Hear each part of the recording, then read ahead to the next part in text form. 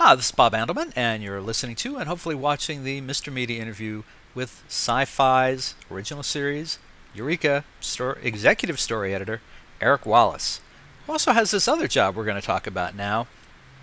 He writes comic books. Eric, how did you get involved with comics? Been reading comic books since I was 5, 6, 7 years old. It's a lifelong obsession. And I just got lucky, I think. I had been going to the San Diego Comic-Con, which is the annual convention, pop culture convention that they hold every year. And I'd been going for, 10, 12, 13 years or so. And I remember one year I was on Eureka at this point. I ran into a friend of mine who was writing on Smallville. But he had also started out in comic books also. He'd been writing a lot of Superman and Batman and whatnot. And we struck up a conversation, and I said, as exciting as it is working in television, I hope someday that I can also write in comic books. And my friend turned to me and said, well, that's my editor at DC Comics, so let me introduce you. And my mouth hit the floor. I went, wow. It ended up being Eddie Berganza, who is the senior editor over at DC Comics, who is just the most amazing person if you ever meet him. A champion for diversity, a walking encyclopedia of not just DC Comics knowledge, but comic knowledge in general. I mean, just a great, wonderful guy. So my buddy introduced me to Eddie, and I was in awe because I knew his name from reading comic books all these years. And I said, Mr. Berganza, I would love to write comics for you someday at DC. And he said, oh, it's great. You're working on Eureka. Give me your number, and we'll stay in touch, or email. So I did, and we stayed in touch, and it was another 2 years of me just kind of checking in every 3 or 4 months. Hi, how's it going? I'd really like to write comic books, because it's a very small pool, and there has to be the right kind of slot, the right kind of book, the right kind of story. There also has to be opportunity and whatnot. But 2 years later, I had kind of almost forgotten about it at that point. I got a call, and it was Eddie saying, hey, you still want to write comic books? Yes. How fast are you? Very fast. All right. I need a story for the DC Halloween special. This was the 2008 special. And I need it tomorrow. It stars Vixen. It's 8 pages long. Go. And I went, I'll talk to you tomorrow before noon. Thank you, sir. Hung up. Panic. Sweat. I've never written a comic book story before. I don't know what I'm doing. I love Vixen, which is great. So I just came up with a story overnight that was about, I'm a parent, and I wanted to write a story that would be empowering for young black females. So Vixen is fighting Mirror Master, and there's a black family in this place where they're fighting. And the little girl looks at Vixen and at the end of the story and says something to the effect of, wow, you're so amazing. I could never be you when I grow up. And she turns to her and says, no, you can be anybody you want to be. And I have cue weeping and all that stuff. And I figured, oh, this is too cheesy. No one will even like this. I'll be laughed out of comic books. And I fooled them. They liked it.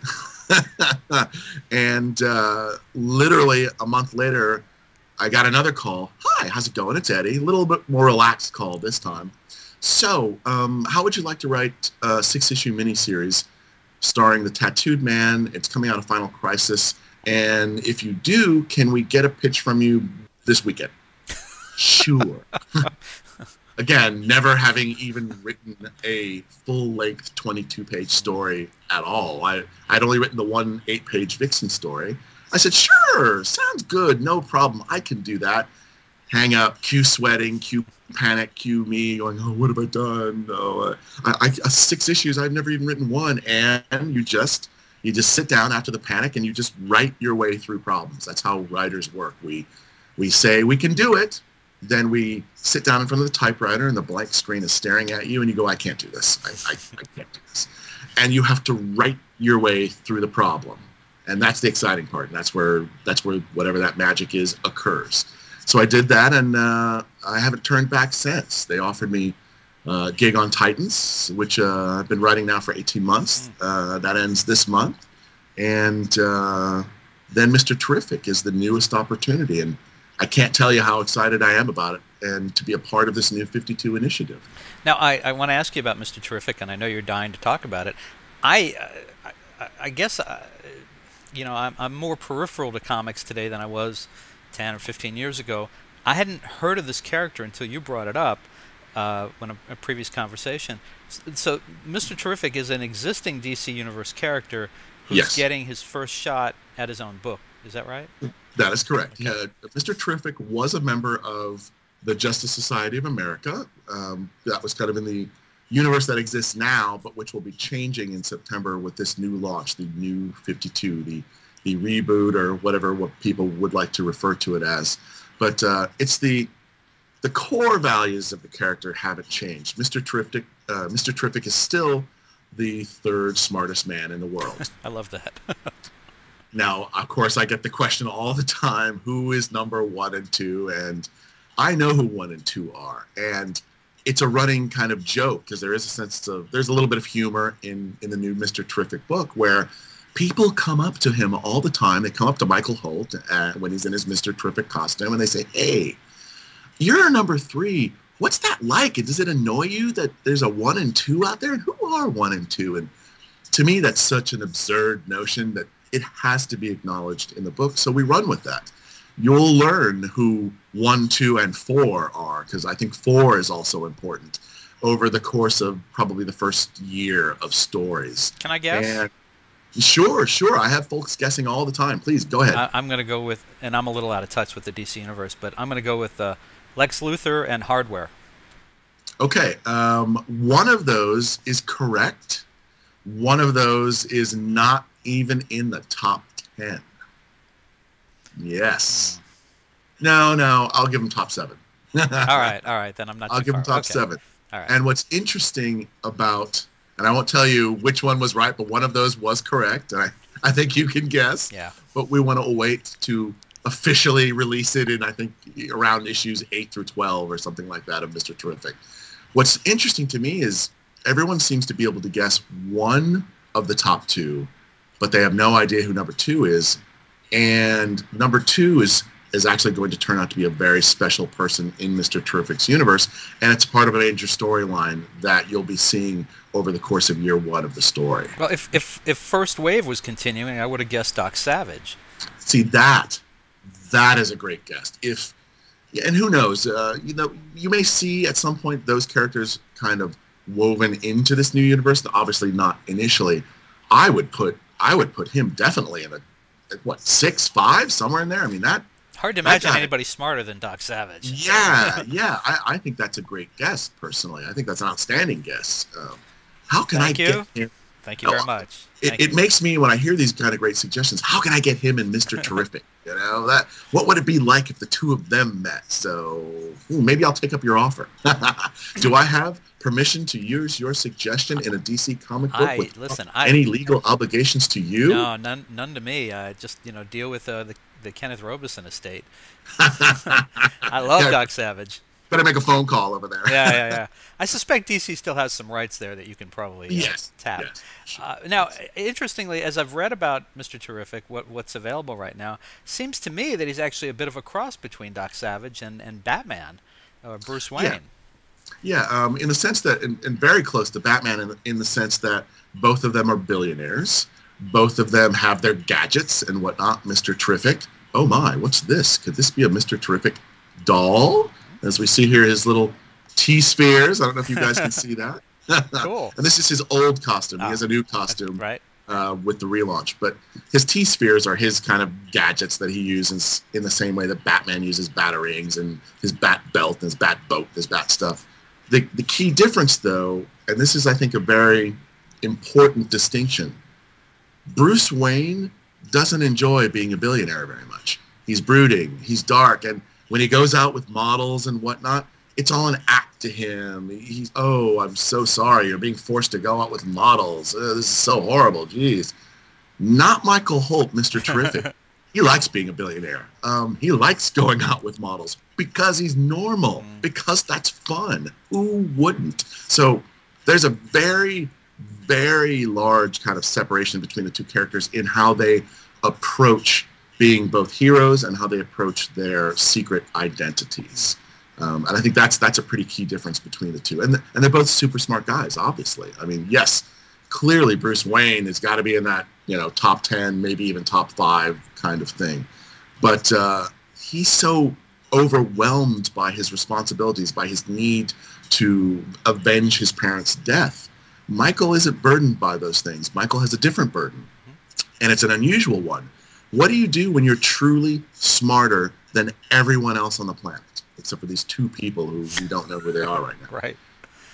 I mean, how do you even go to the grocery store? How do you interact? How do you even talk to people? You kind of have to prevent yourself from being arrogant. You kind of have to watch yourself, because everything everybody says you could probably guess or predict, or you're ahead of them. The minute they ask a question, you're like a chess master. You're not 10 or 12 moves ahead. You're 22 moves ahead of everyone.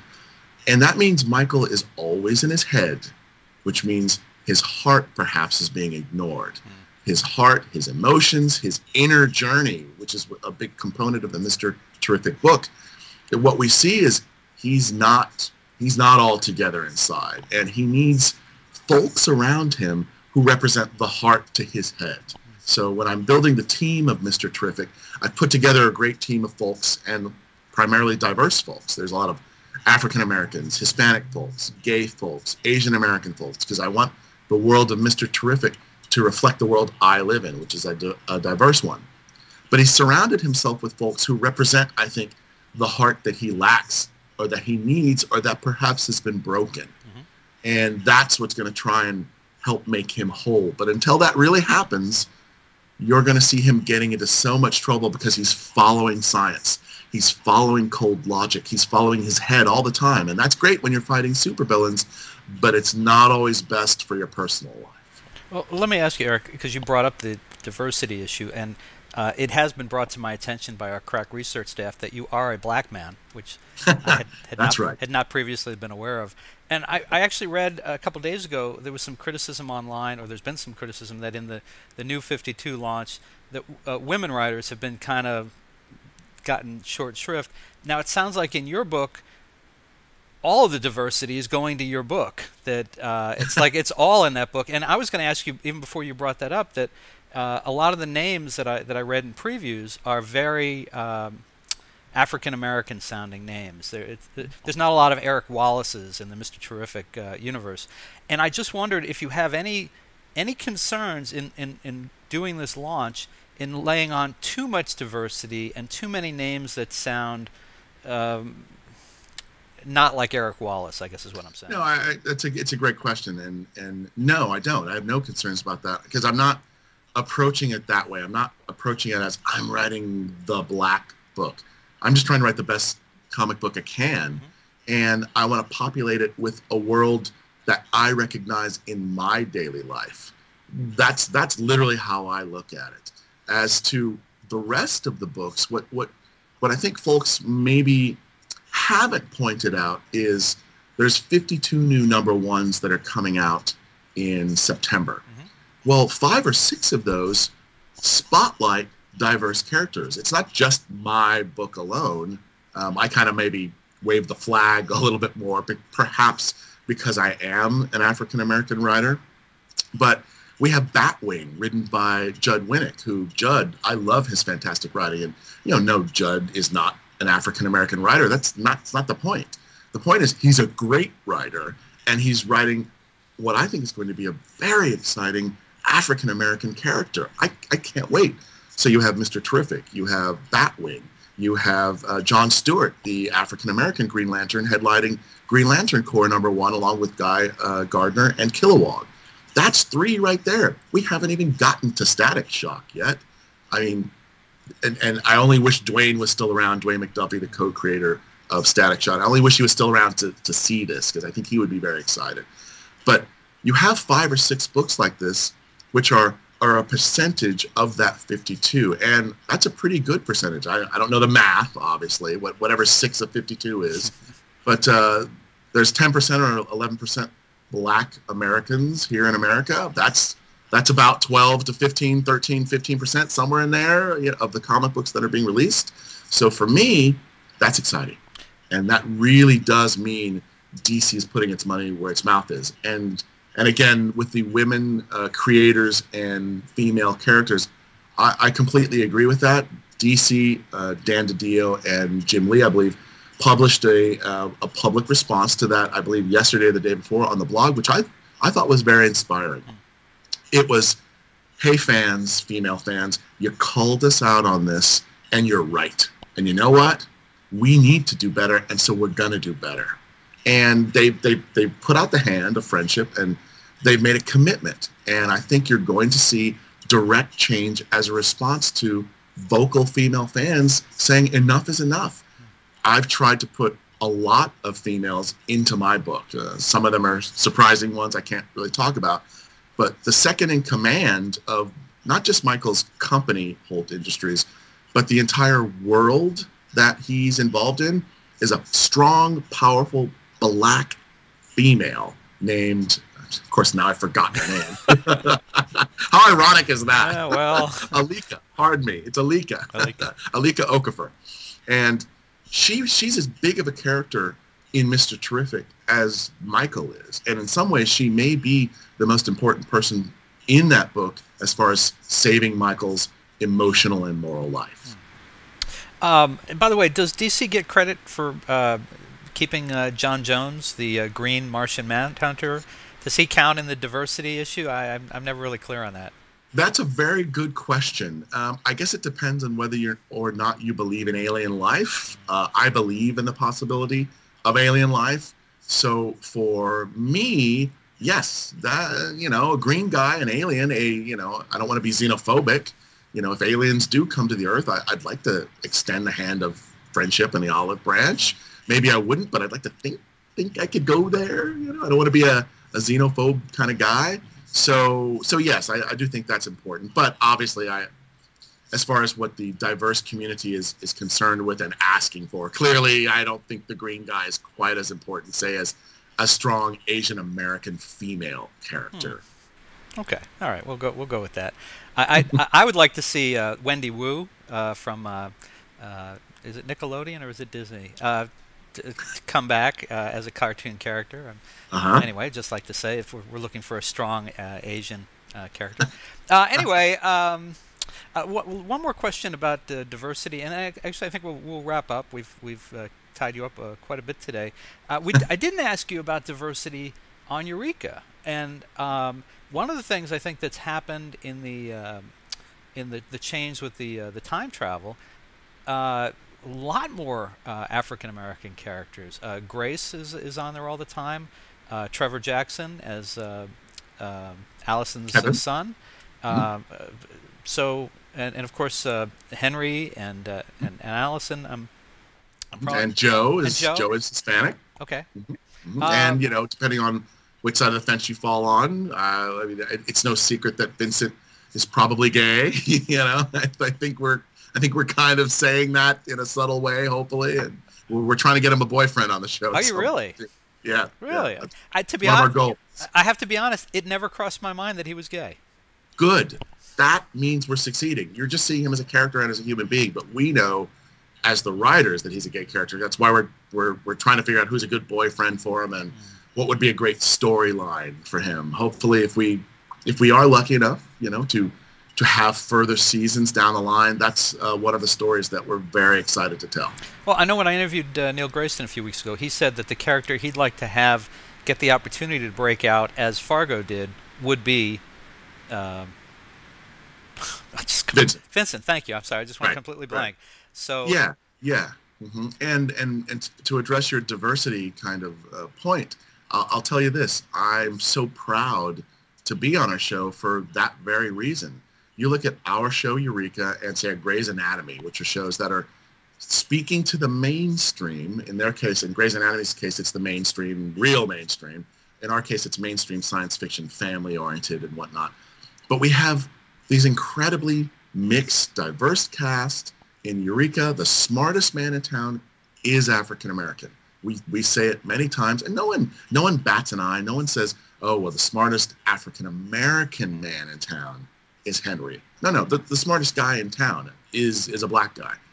I'm just proud to be a part of that. And that's something we talk about all the time, is how can we again, diversify the world to reflect the country and the world and the planet that we live in. It's important. Well, I was just thinking, I noticed this a week or two ago. Warehouse 13 introduced a new character this season, Jinx, who they went about 3 weeks, and then they announced that he was gay. And it was like, oh, okay, so there's the diversity. And, of course, the most powerful person on that show is an African-American woman, right? Mm-hmm. And it's exciting. Yeah. It's very exciting. And obviously, we all know that sometimes sci-fi and fantasy lead the way in kind of showing diverse situations. I mean, going all the way back to Uhura kissing Kirk in Star Trek. I mean, this is not something new. Right.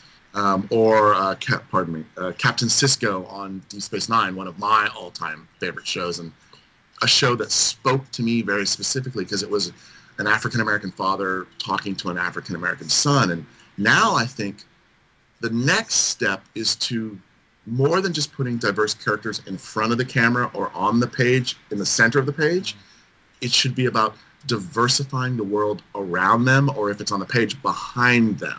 So that even if there is a Caucasian character in the scene or in the movie or on the comic book page, you look behind them in the panel or in the background of Carpe Diem, and you see diversity celebrated around them. That's the next kind of crucial steps that I think we need to take in our pop culture media. So maybe in the background of Carpe Diem, leading up to Vincent coming out officially, maybe we'll start seeing like a couple of guys or a couple of women making out in one of the booths or something. Just and with no comment by anybody. It's just going with no on. comment. Yes. Well, we are a G-rated family show. We do have to holding hands, perhaps. Oh, okay. Two guys or two young ladies holding hands, I think would be probably a little. We'll work up to a kiss. All right. Well, I mean, you guys did have that romance. It didn't go very far between Andy and Sarah. I mean, that was that was unforeseen. That was a little diverse there. You had the robots. And stay tuned. You never know. There might be a little more to that story. Who knows? I'm just saying. Just saying. Not that you would know. Not that I would know. No, not that you would know. I'm just saying. Just saying. All right. Well, folks, listen. You can enjoy writer Eric Wallace's work in two distinct mediums. First, he's the writer and executive story editor for the sci-fi original series Eureka, which airs every Monday night this summer at 8 p.m., and you can follow his adventures there as well through the Eureka writers have their own website. And I don't have it in front of me. Do you know it off the top of your head? It's Eureka Unscripted is the name of our writer's blog. I don't have the exact full address, but just Google or go to your favorite web browser and just punch in Eureka Unscripted. It'll pop right up. And it's great because there's blog entries. You do some, other people do them. There's photos from behind the scenes. Very cool. And they also they tweet frequently, so you can see that. And just as summer ends and Eureka wraps up its summer season, you can watch for the launch of Eric's new DC comic, Mr. Terrific. It will be in comic shops on September 14th as part of the new DC 52. Do you want to give folks your Twitter or? Yes, you can follow me, Eric Wallace, at Erote. That's my Twitter handle, EWROTE.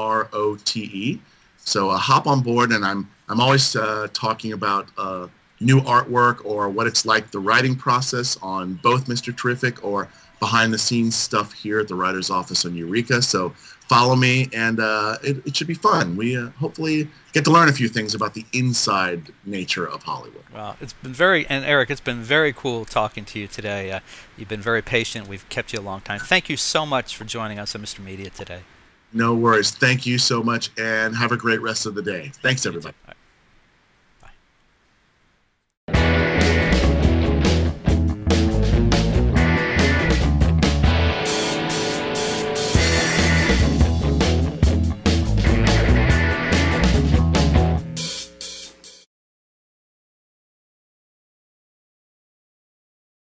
Hey folks, you can hear Mr. Media while on the go now with Stitcher Smart Radio. Stitcher is a free news and talk mobile app available for your smartphone, whether you use an iPhone, iPod Touch, Android, BlackBerry Curve, or Palm Pre. And when you download Stitcher to hear Mr. Media today, you have a chance to win some real money. Downloading is quick and easy. Just find Stitcher in your smartphone's app store. Download it, it's free, takes seconds.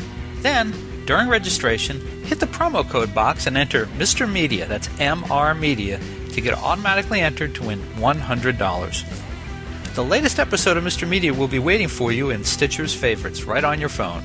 You'll get access to lots of other amazing shows too, always available to you on demand, no syncing. Some of my favorites include WTF with Mark Maron, Plus One Per Diem with Kevin Smith, and The Nerdist with Chris Hardwick. It's all free and all instant to you on Stitcher Smart Radio. And don't forget to win the money. Enter promo code Mr. Media, MR Media, when you register. And thanks for listening.